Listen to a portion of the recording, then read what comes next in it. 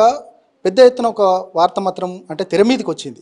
ఈ ఏదైతే ఈవీఎంల ట్యాంపరింగ్ సంబంధించి నిజంగా ఈవీఎం ట్యాంపరింగ్ జరిగిందంటారా? అక్కడ జరుగుతున్న పరిణామాలు ఏంటి అంటే మీరు ఏం చెప్తారు? ఇప్పుడున్న చంద్రబాబు నాయుడు గారు ఈవీఎం ముఖ్యమంత్రి. ఈవీఎంల ద్వారా గెలిచాము అని ఒక స్టేట్మెంట్ పవన్ కళ్యాణ్ ఇవ్వడం, ఈవీఎం మహిమ ప్రజల మహిమ అని ఆయనే స్టేట్మెంట్ ఇచ్చాడు.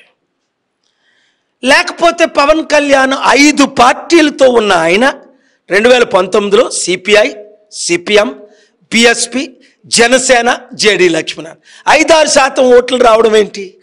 ఇప్పుడు 50,000 లక్ష మెజారిటీతో 21లో 21 గెలడం ఏంటి?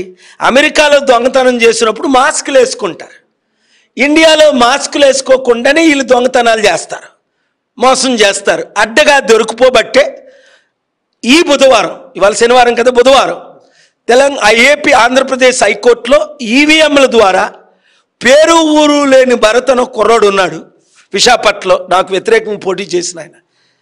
ఎలాగ ఈవీఎంల ద్వారా గెలిచి నరేంద్ర మోదీ కంటే 10 రెట్లు 5 రెట్లు మెజారిటీ ఎలాగొచ్చింది? నరేంద్ర మోదీ 180,000తో ఓడిపోతే బీజేపీకి మద్దతు ఇచ్చిన క్యాండిడేటు 9,09,000 ఓట్లు రావడం ఏంటి? నాకు 7,000 రావడం ఏంటి? మా కోఆర్డినేటర్లో 52,000 మంది. క్రిస్టియన్ ఓట్ బ్యాంకే బీసీ, ఆయన కమ్మ 3% కూడా లేరు. పురంధేశ్వరి ఎన్టీఆర్ కూతురికి 36,000 ఓట్లు రావడం ఏంటి? ఆయనకి 9,07,000 ఓట్లు రావడం ఏంటి? Purandeswari senior most leader.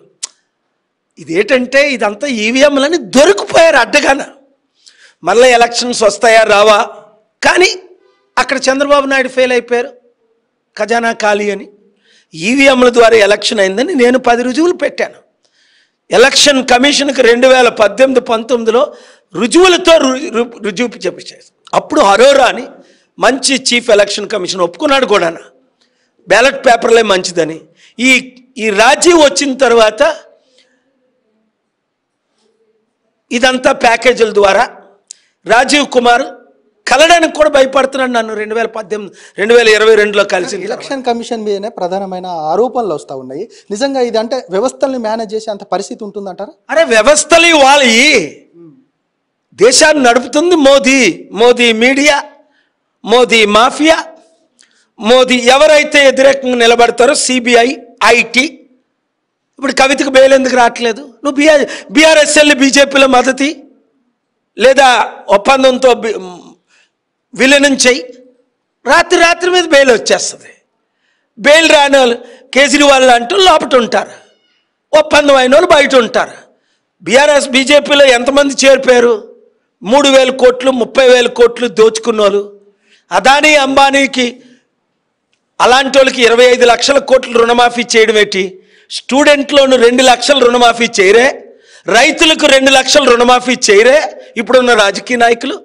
25 లక్షల కోట్లు అంటే తెలంగాణ బడ్జెట్, ఆంధ్రప్రదేశ్ బడ్జెట్ 10 సంవత్సరాల బడ్జెట్.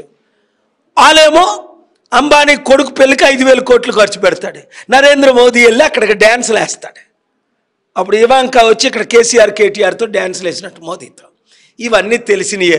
మూర్ఖులు తప్ప బీఆర్ఎస్ బీజేపీ ఇప్పుడున్న ఏ పార్టీలకి ఓట్లు వేయరు. మూర్ఖులు తప్ప స్టూడెంట్లు ఎవరికి మద్దతు ఇవ్వరు. మూర్ఖులు తప్ప డబ్బులకి ఎవడు అమ్ముడుపోరు. ఎందుకంటే లక్షల కోట్లు అప్పు తీర్చి అధికారంలో రావాలంటే ఓన్లీ ప్రజాశాంతి పార్టీయే ప్రత్యామ్నాయం ఇప్పుడున్న పార్టీ.